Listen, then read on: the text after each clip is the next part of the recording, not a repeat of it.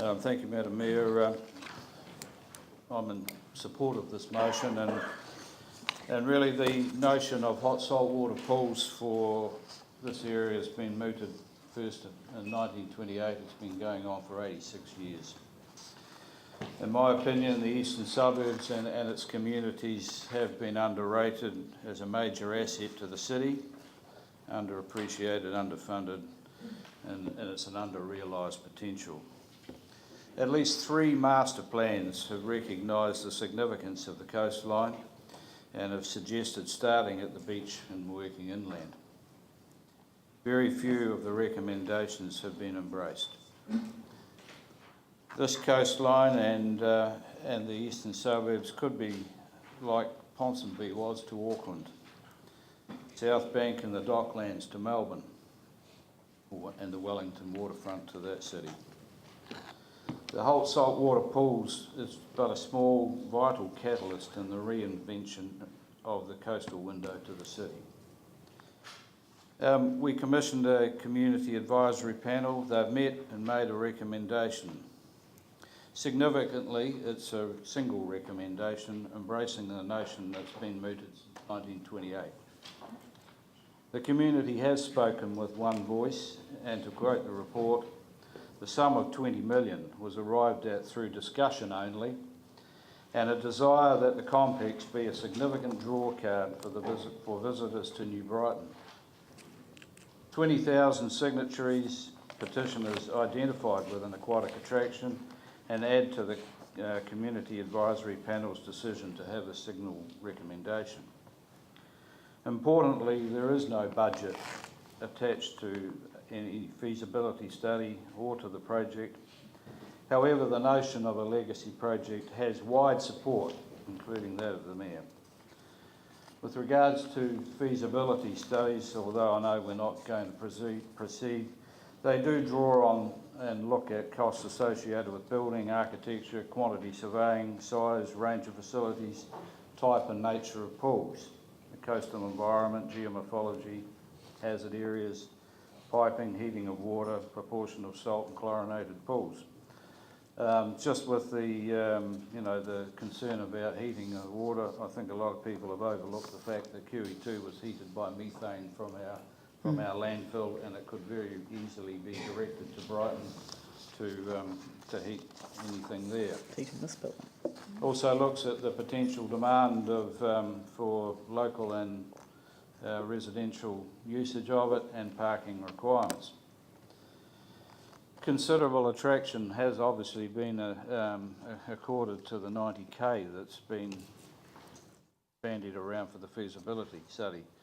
Look, I acknowledge we need to have research into aspects of a project this nature, but I think there's a lot of work being done around both New Zealand and around the city in terms of projects of this nature. The Mount Maunganui pool is a classic example of a great operation. It's a council-controlled and operated pool under the control of the Tauranga City Council. It attracts 200 to 250,000 visitors and makes a 100k surplus. The Hanmer pools has about a $10 million turnover and returns $2 million to the Huranui district for reinvestment in the pools and other recreation areas. I have a wee bit of a concern feasibility of facilities and the current practices of attributing a lot of overhead costs not directly attributable to running a facility and assessing its viability. Previous managers of our swimming pools locally tell us that a lot of the overheads of the city are lumped onto them, which makes their operating costs look a lot worse than they actually are. So I believe we need to make a lot of use of existing material and existing projects. The pier and the library were built next door, and there surely must be a lot of technical information relating to that project that can be directed to the hot salt water pools. The CanCern organisation has a mantra: the wisdom of the people far exceeds the knowledge of the experts. It drives me insane, but I think it's pretty on the button. And I believe that our local knowledge is not really used enough. Joseph's and Associates have built the Tekapo pools. Franz Joseph, they're currently involved in a project in Queenstown, and they have a huge amount of experience in Hanma, and yet we don't often use a lot of those sort of people to get involved in our projects. Alan Doreen's another one who had 20 years experience running the QE2 pool and has a huge amount of knowledge. And yet we use a lot of offshore experts who invariably sometimes do a desktop analysis, and we don't get, I believe, the full picture.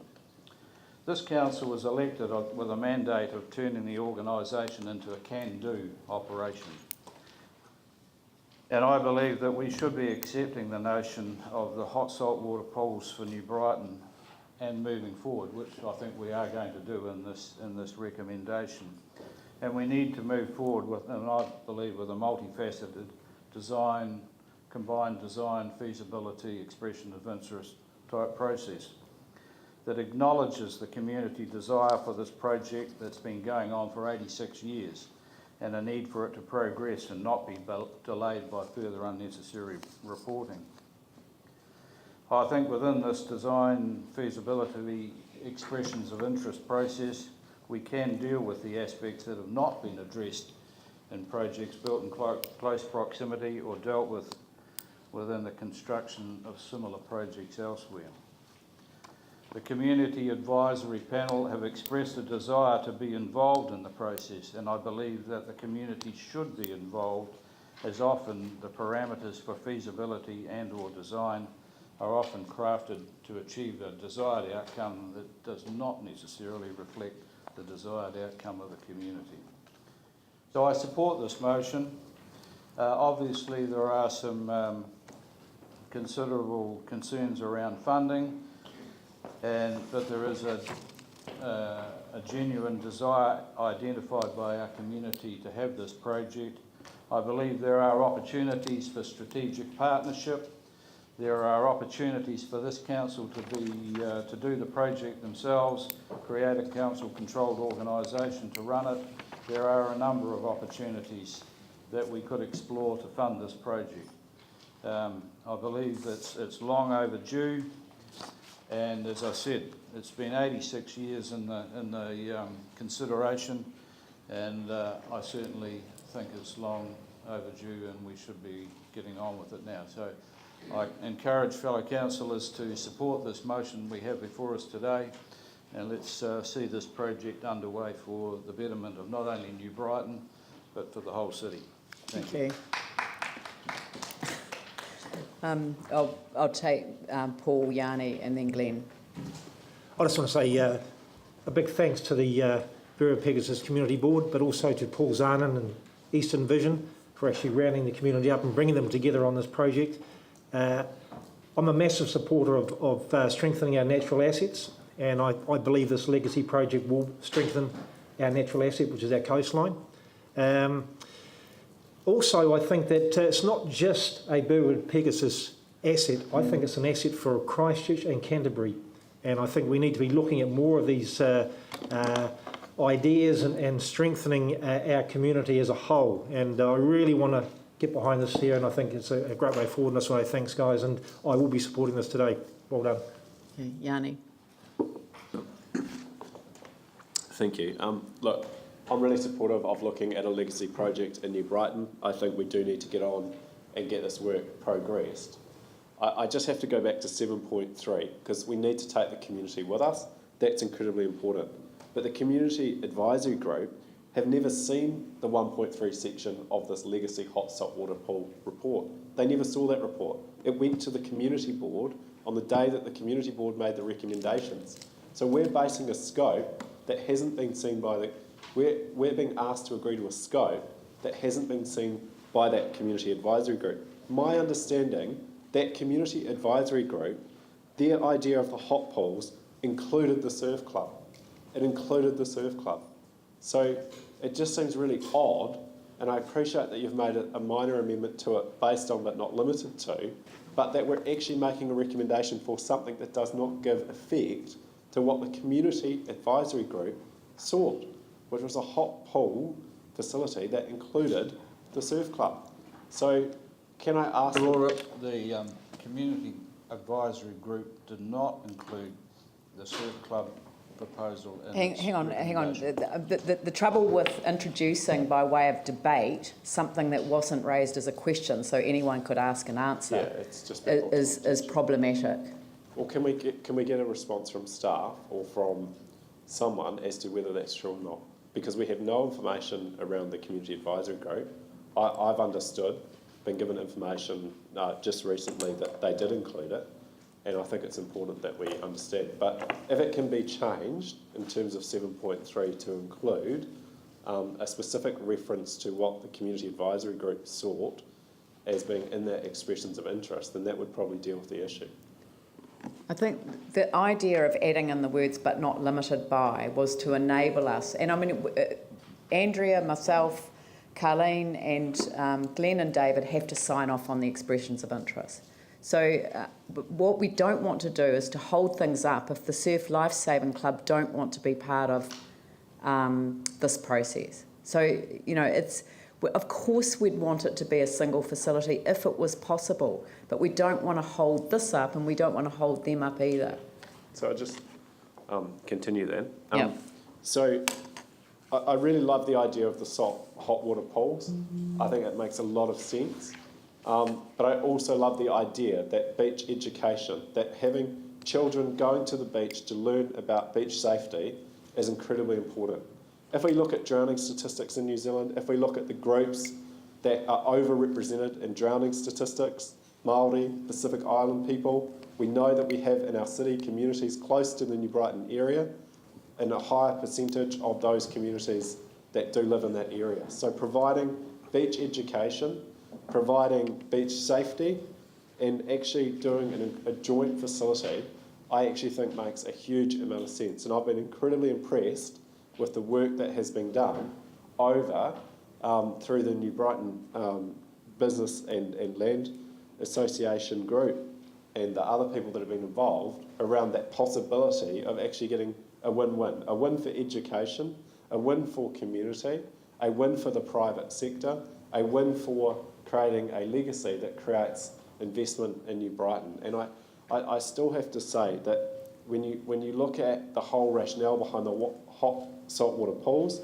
and the report that was presented on the day to the community board, that is based around health and well-being for people spending large amounts of money to go and get beauty treatments and get therapy, etc., etc. It seems to miss what I think is an incredibly important aspect of what the community advisory group wanted and of what I think we should see as a benefit to the city, which is about the education, which is about being attractive to all ages and about being accessible to a wide range of people. So I'll reluctantly support 7.3, but I do want the group that's being delegated this responsibility to consider including reference to education and the surf club and the aquatic facilities in that document as it goes out. And because I just read 1.3 and look at the absence of any information around education, beach safety, surf club. There is no reference to it at all, and it has a very different focus to what I think the community advisory group has asked for. Glenn. Yeah, I'll be quick. Mayor and councillors, the main thing I'd like to say today is that my view is that the community just wants to hear the council say yes. One meaning of legacy is gift, and this can be the council's gift to them. There's nothing so powerful as being remembered, and that's what the hard-hit New Brighton and the wider East community would like today. The feasibility studies that came out of David's idea for a water park gave very strong support to investigating hot saltwater pools as a way to revitalise the community. So in my view, the case is very strong already prior to a specific feasibility study that would actually show, yes, it would work. And in my view, I think it would, obviously, for New Brighton. So if we can throw our full weight behind this, start at the high level, some of the concerns which Yanni is bringing, I've actually heard in annual plans over the Eastern Wrekin Sports Centre, over educating our children and our lifeguards, etc., when they need to rescue them, so that we have these facilities. So I think it'll be taken care of in other ways. Very good. I'll put the motion. All those in favour say aye. Those opposed say no. That's carried. Thank you very much. So I think that have you got any other part? Oh, Andrea, before you go, have you got any other Part A decisions on your other? You have. Yes, I do. Yes. The first meeting page. Well, can we first of all deal with? Can we deal with the item number 12, which is that because there are no Part A items on that, and so I'm going to assume that David and Glenn will move in second that the report be received, and I'll put that motion. All those in favour say aye. Those opposed say no. Carried. And the one before is the item number 11, and it's Part A is just the Rafiti domain one. So, and there's a board recommendation, which actually read to me as if it was the same to as the staff recommendation. Are you on all fours there? Are you happy to move the staff recommendation, Glenn and David? Do you want to speak to it, Andrea? No, it was fairly It's straightforward. all straightforward? Yep. Everyone's happy? I'll put the motion. All those in favour say aye. Those opposed say no. Carried. And then I assume that Councillor East and Councillor Livingston will move and second it, that the report as a whole be adopted. Yep. Dave. Yep. It's just a comment that in the 5.1 regarding Caspian Street and the risk of future flooding events, just drawing council's attention to the fact that there was some remedial action done on that Caspian Street embankment last week. Local residents expressed some concern about the size of the aggregate and gravel that was being used, that it wouldn't do the job. They were assured that the engineers said it would. We had a storm last week and half of it disappeared. So now we're back using something substantially bigger, at obviously some considerable cost to council. So I think that's a classic example of the wisdom of the people far exceeds the local knowledge of the experts, and that we waste a lot of money at times. Well, that the report as a whole be adopted. Before that, maybe if we put that the Chief Executive be asked to report back on item 5.1 in relation to the recent flooding event. Thank you. And that the report as a whole be adopted. Is that right? Thank you. I'll put the motion. All those in favour say aye. Aye. Those opposed say no. That's carried. And that's you done and dusted. Thank you very much. Yeah, cheers. You. Thank you. Right. Philip Haythornthwaite. Yeah. His name is continually being spelt wrong. He does make a lot of deputations. Is that on your one? No, it's in this one. It's 55 2.2. It's made a Metro Bus Review deputation. It's a minor thing, but it's repeated. How's it misspelled? No, Haythornthwaite. That's correct. No, that's correct. The way it's spelled. No, that's right. Maybe it's just your board where it's spelled wrong. No. It is Haythornthwaite. Yeah.